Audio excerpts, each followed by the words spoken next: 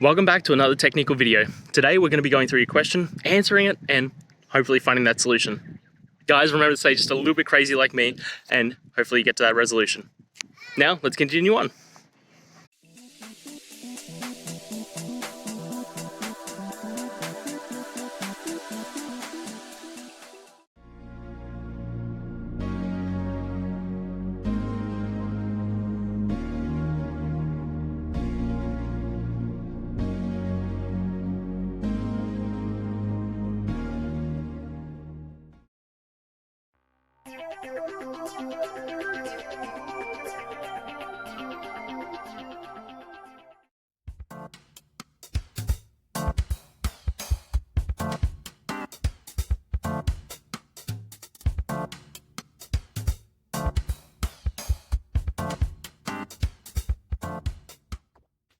And that's it, guys. I hope we found the solution you're looking for. And look, if we did, please hit the subscribe button. I'd really appreciate it.